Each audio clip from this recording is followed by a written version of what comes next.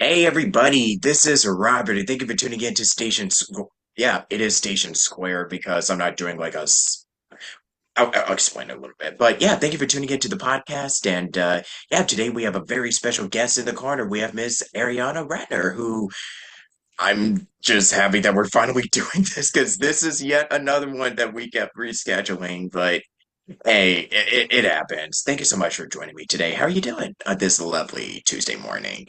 I am good. Yeah, doing pretty well. What about you?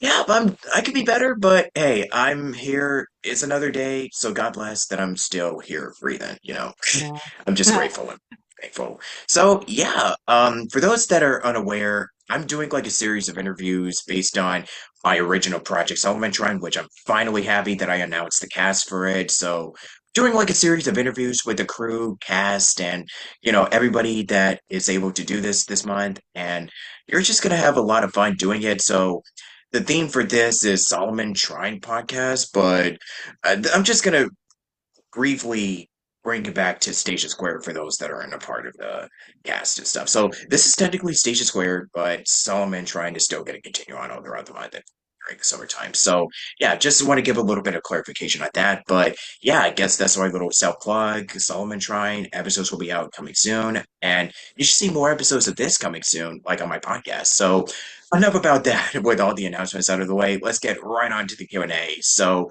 how is your 2025 going for you so far? It's going pretty well. I have a couple kids working, doing some promos, some video game work, some animation. I have some stuff coming up. So it's been pretty good. Yeah. Yeah, and like I said, I've just been doing like a lot of content and voice acting stuff, as you can see right behind me. And yeah, that's my little noise dungeon that I like to call it. So yeah, I'm just really excited to do this with you today, and I know it's going to be a lot of fun. Great. Excited. Yeah, and I guess I suppose the first question, the go-to question is, how did you get started? But what would you say was the pivotal moment in your life where acting is kind of like is sort of on your radar? What was the light bulb moment that you wanted to do this? So I probably have a more like a unique story in terms of like acting because it's just Oh, been we love unique stories. We love it. Yeah. It's been part of my life my whole forever. Because I grew up in Los Angeles and my dad is a voice actor too. And Nice. so I grew up, knowing about voiceover when people didn't know about voiceover. And then I, did a little bit of voiceover as a child, some commercials and stuff like that, and then wanted to do on camera independently of my parents. They're not stage parents. And so I was a child actor on camera, did modeling and acting and stuff like that. But yeah, and then I've always just wanted to do theater. It was just what I knew I wanted to do. So went to an arts high school in LA, and then I went to NYU to Tisch for acting, for 4 years. And then I moved back to LA, but I've always wanted to do animation, and video game work. I've always wanted to do voiceover basically because even in acting school, they were like, "What's your dream job?" And I was like, "Being on an animated series." And they were like, "Why are you in theater school?" And I was like, "Because it's acting." And so yeah, and then I moved back to LA. And I've just been pursuing voiceover, and I did on a little on camera and then decided I did not like it. And just have been doing voiceover for the last 16-ish years since I've been back. But yeah, I had my first animated series when I was 18. It was called Rainbow Valley Fire Department. I was on it for like 6 seasons, and so that was cool. And then yeah, now just make doing the slog every day, and I love it. Yeah, and speaking of your parents, I wanted to make sure this is true because I did my little research, but is your father William Reiner by any chance? Yeah, Bill. Yeah. Hmm. Yeah, Bill. Yeah, I think I've also had him on my show like a while back, and we were, yeah, like I think it was when don't I think it was for TF Con last year, or the year before, that he was going to be a special guest in because he did like G.I. Joe, Transformers, and we just kind of discussed a lot about, his career background. And yeah, it's so cool that hey, I finally have on, Ariana, the daughter of Bill. So if you're watching this, Dad, love you, my guy. Nice. So I think that's pretty much all I can say on that. But yeah, it's just really cool. And I think your mother is also a visual artist as well. So I think you kind of come from a family of many different creatives, Yeah. which is really cool. Yeah. Yeah, my mom's she was a set decorator, so my whole family was in the industry. But now she's a painter, artist too, so mixed media. And my sister is also an artist, so we're all Nice. artists. Yeah. Shout out to Omega. Yeah, shout out to all visual artists. Like any artist is an artist, whether you're doing voiceover, painting, just pretty much a lot of that in between, you're an artist. That's Yeah. my philosophy. Yeah, definitely. It's all arts and it's all a slog, but it's fun. Oh, yeah. Oh, yeah. And speaking of the slogs, oh boy, yeah. I think that's kind of one of the reasons that I started partaking in content creating because I mentioned Solomon Shrine, and it's just kind of a lot of because in the industry, a lot of people know that there's a lot of slogs that you have to go through, just ebbs and flows, ups and downs, peaks and valleys. So for you in particular, how would you say that? Because I know that you also coach a lot of students that are doing voiceover and what have you. So, what is specifically that has helped you along the way when you're going through just the slogs, whether it be just not really doing a lot of work or just even the mental slogs? How do you, yeah, what's your answer to combating that? Yeah, I mean, I always tell people don't quit your day job until you need to. I don't think it's something that you want to Mhm. just be like, let me quit and become full-time in voiceover. It doesn't really, there's no such thing as being a celebrity voice actor. There are celebrity voice actors, but they are still, auditioning every day. They're not, they're maybe being handed roles, but they're still auditioning. They're not like on-camera celebrities where they just get handed things all the time. You always are auditioning, so you just have to, be on top of your game. So if it's slow, maybe taking coaching from a new coach who's reputable or taking classes, or doing marketing, outreach, getting regional agents, all over the US, getting more opportunities is what I think is really necessary just to keep on top of like yourself and also just like practicing reading copy and going watching commercials, watching animation, watching video game like cutscenes and gameplay and stuff. So you're just the industry inside and out. So when it's slow, that's what I'm doing. And I do also coach. I don't really market my coaching, but I've been doing it since like 2020. I think Zoom and 2020 is when it So, really took. right during the height of COVID, right? Yeah, well, I taught at Real Voice LA. I taught in-person classes initially in 2019, I think I started, or 2018 maybe. And then with COVID, everything just turned into Zoom, and then just word of mouth. I started coaching. I also started doing character demos with Real Voice LA. So I write and direct character demos and commercial demos when people ask me. But so I've been doing that for like 5-ish years. But yeah, so that's kind of like that keeps me afloat when it's slow because it's definitely freelance work. The other things that keep you afloat is really just repeat clients. So just like, those repeat games, repeat smaller jobs that people aren't really the romantic, sexy jobs that everybody wants, doing internal videos for, corporations. But those are the things that kind of keep me afloat. I also have a manager who they have a smaller pool of talent that they, cast from, or that, that they market for. So like I'll get forwarded emails from them that are just going to my, just either them or just the managers. So I get work through, it's easier to book work when you're in a smaller pool of talent. So it's more, I get, repeat clients and things through them more. So kind of keep me afloat. Okay, yeah, that sounds pretty cool. Like, I really think that it's really neat and interesting how, with a lot of us that are just kind of navigating through the COVID crisis of 2020, I think that there's a lot of new talent that are coming from, I mean, with you, because I know you had a stage background doing plays, Broadway, so just bringing a lot of the knowledge into the field of voiceover. Would you say that it was a smooth transition coming from a stage background and applying all those skills into VO? Yeah, so like the way that I've taken a lot of voiceover acting classes as well, but the way that I have learned acting. I studied like Stella Adler method and experimental theater in college. I was not on Broadway. I wish I was on Broadway. But I did do theater. So yeah, theater is very applicable to voiceover. Just really, it's like the theater of the mind.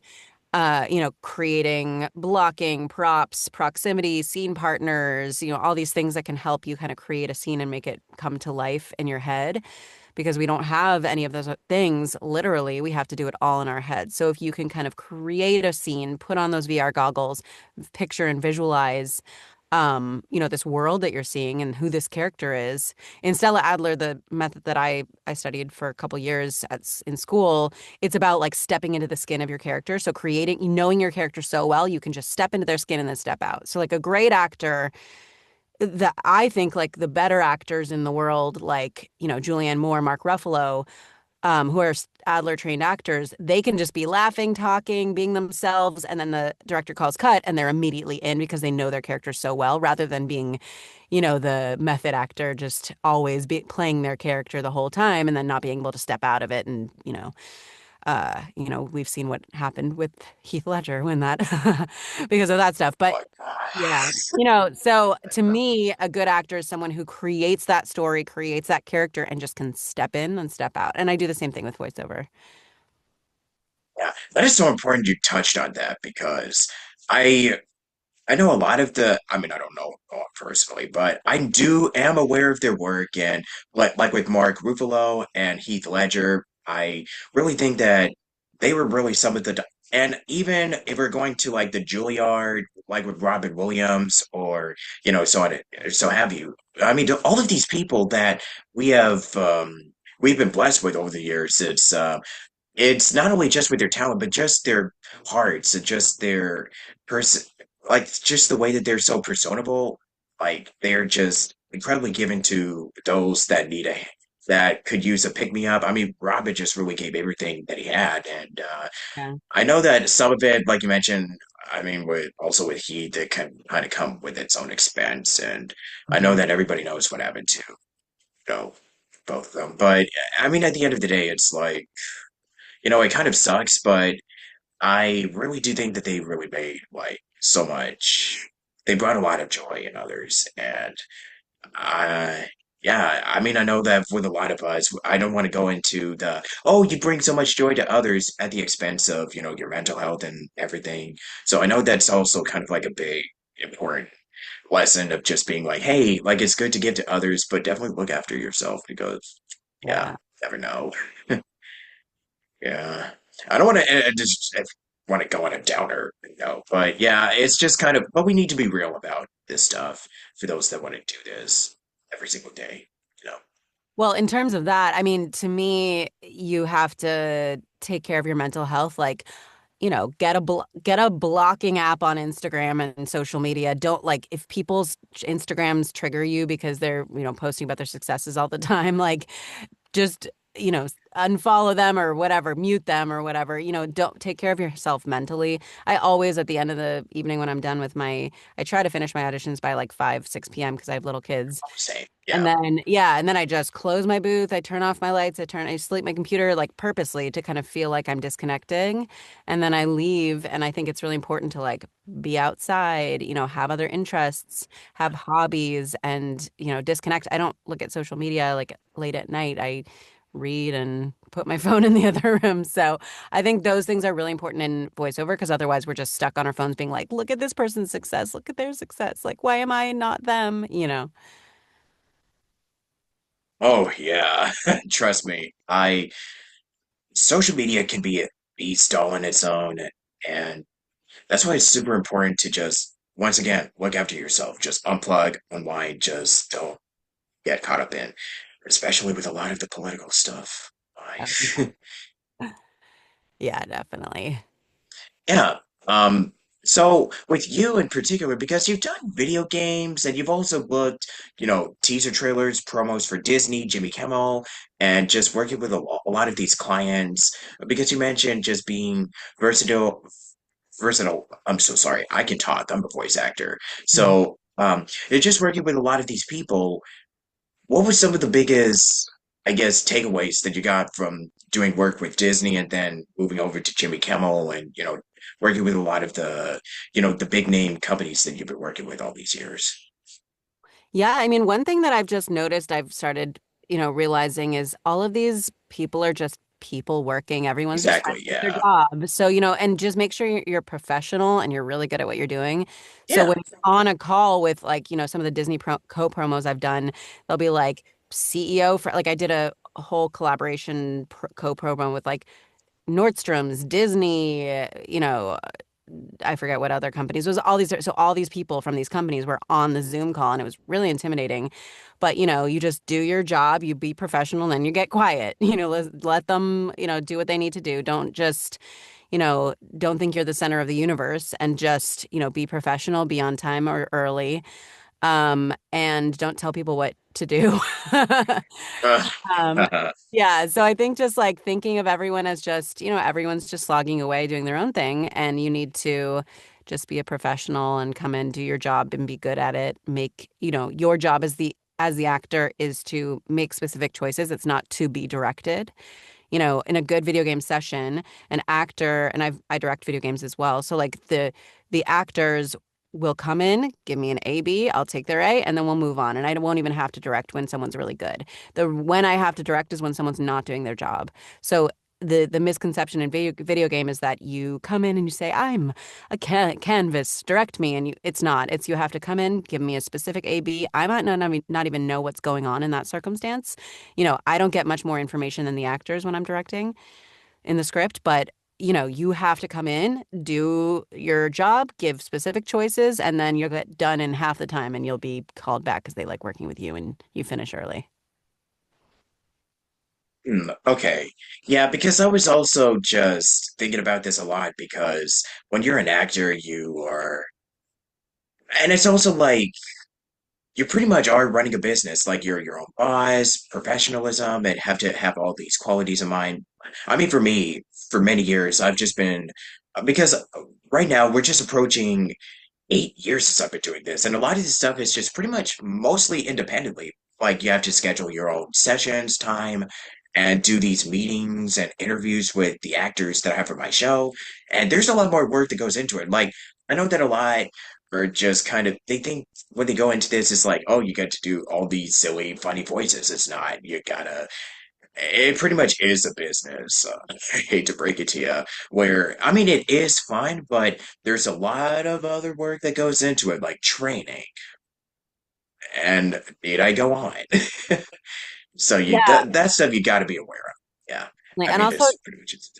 yeah, and also being a jack of all trades, I think some people put all their eggs in one basket and they say, "Oh, I just want to do active voice. Yeah. I just want to do video games and Hmm. animation." And it's like, good luck, you know. Yeah. Mm. But that's why I do commercial and have trained commercially. That's why I do promo. That's why I do narration and corporate narration. Like, so we all, like the people that are working consistently in this industry are people who don't just put their eggs in the interactive basket or whatever area because we know that like you make $1,000 per video game session, $1,100 maybe per SAG video game session, and you get a little bit of some sort of version of a residual. Not really.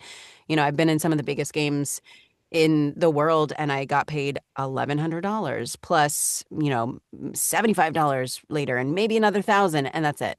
It's not like film where you get residuals. So it's hard.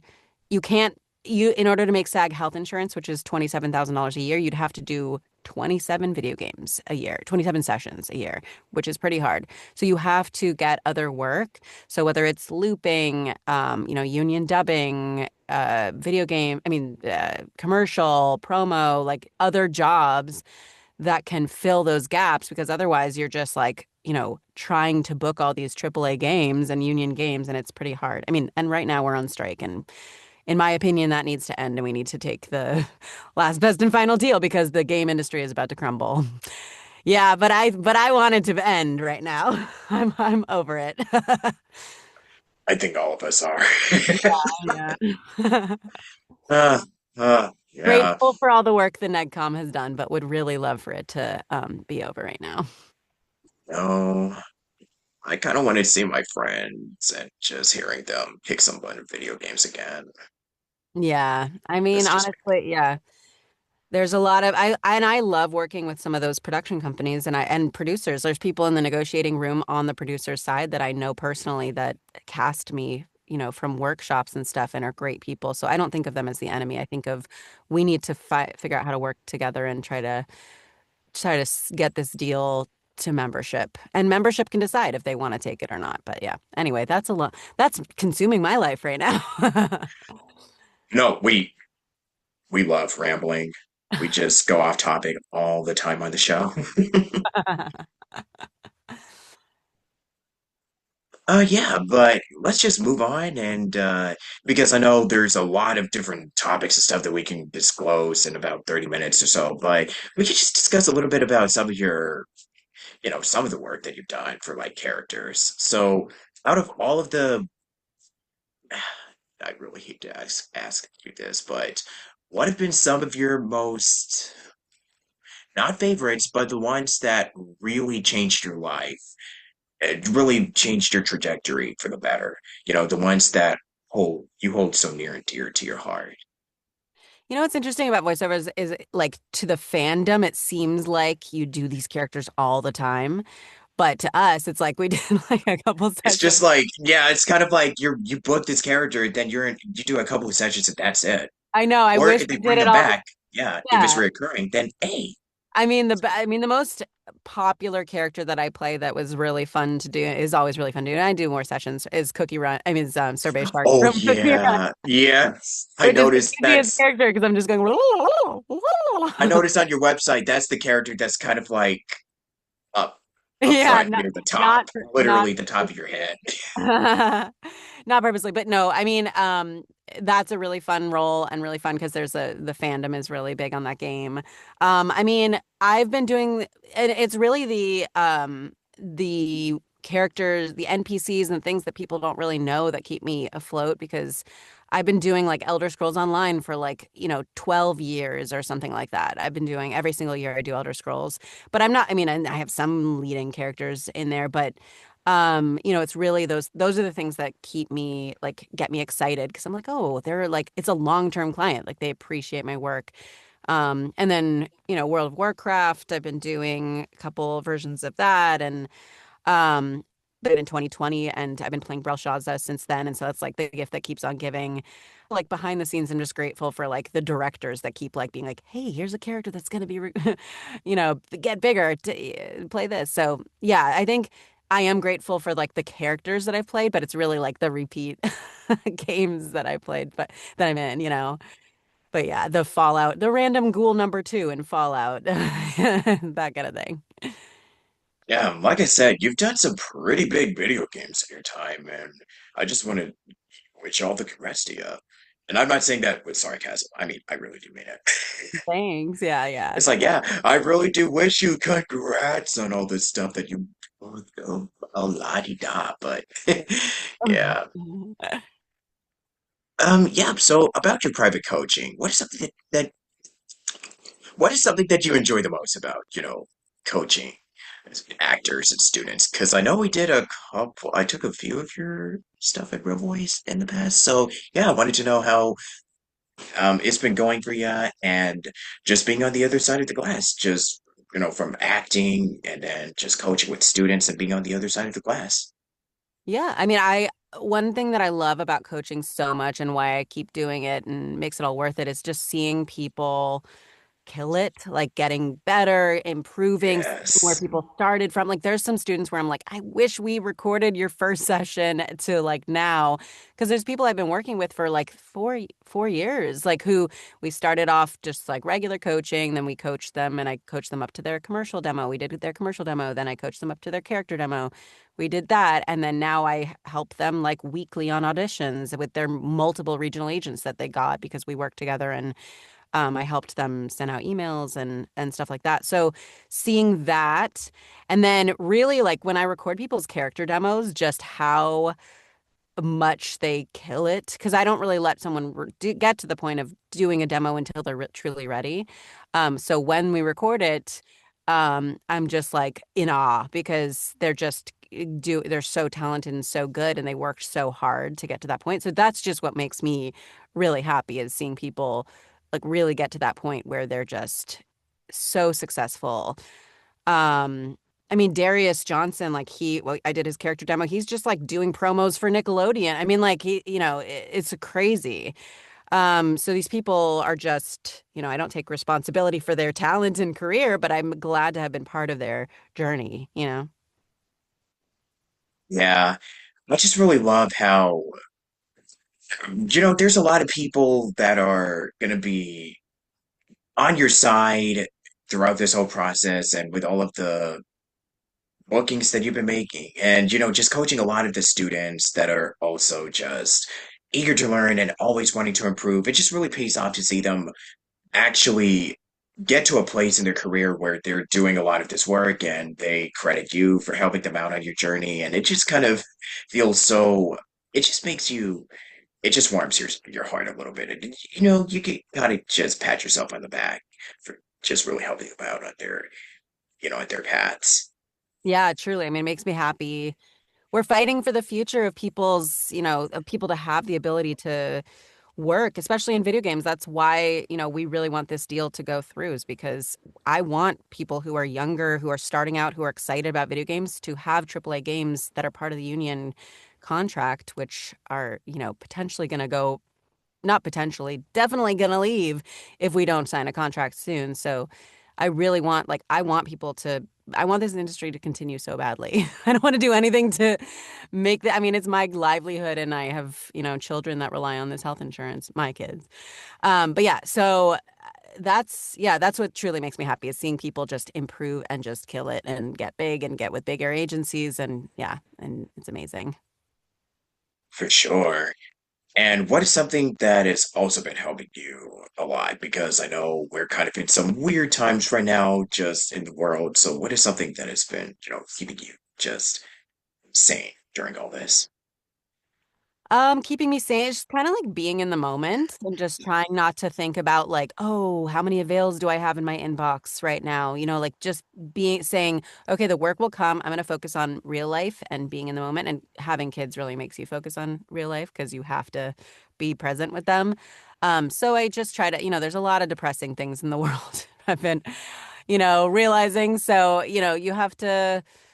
all that's all we have is living in the moment, gardening with my son. And, I used to do pottery. I hopefully will do that again soon, but like just truly separating myself from voiceover, not only thinking of myself as a voice actor, just like doing other things, like working with my hands and just doing things that are creative as well.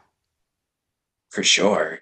And I know there's going to be plenty more that we'll be seeing from you soon enough, I suppose. Yeah, I have some exciting things I've been working on, and may take a while for them to come out because that's the reality of our industry, but hopefully at some point soon you'll see some exciting things. Yeah. Yeah. So I guess to close this out, what is something that you can, I guess, discuss or share at this during this time? And if you'd like to plug in your socials and yeah, self promo, let's do Yeah. it. What do I have coming out? Well, the new Elder Scrolls expansion just came out yesterday, or is officially launching on the 18th. So I'm in that. I play Serwinia, the Sea Elf Pirate. I play a bunch of different characters in that. So that I can talk about. There's other things I can't talk about yet, but some two animated series that I have coming out. One I'm a series regular, one is just a couple episodes, but it was really, really fun. So that'll come out soon. Can't really talk about what they are yet. My socials, Arianna Ratner, Arianna, two N's. And I mostly am posting stuff on Instagram. I don't really do any other any other social stuff except for Instagram, but I'm pretty active there. Oh, I do TikTok sometimes. I did a lot of TikToks back in 2020 before I had kids, and then I've been trying to do more recently, just kind of educational voiceover based ones. So if anyone wants to check out my TikTok, it's Ariana Ratner VO. So if you have any requests, I sometimes do videos. I have not been doing them regularly, but yeah. So yeah. And if you're interested in demos or private coaching, it's just my website, arianaratner.com, with two N's. And yeah, you can listen to some samples of the demos that I've done, and private coaching link to sign up is on there. and all that. And I do weekly workouts and character workouts at Real Voice LA, and some character classes on occasion. Every month, I think I do a boot camp with them, and Atlanta Voiceover Studio as well. Speaking of which, are you doing any appearances at conventions or anything of the sort at this time? I'm not. I don't have a con agent. I mean, I probably should try to do that. But yeah, no, I haven't. I mean, people can request if they really like, Cookie Run and or any of my characters, they can request. I always forget who I play. I'm like, who else do I play? I don't know. But yeah, so if you are a fan of Sorbet Shark Cookie or anyone that I play, Belshaza in Lost Ark, you can request me at your local con, and then I can potentially come visit. That would be really fun.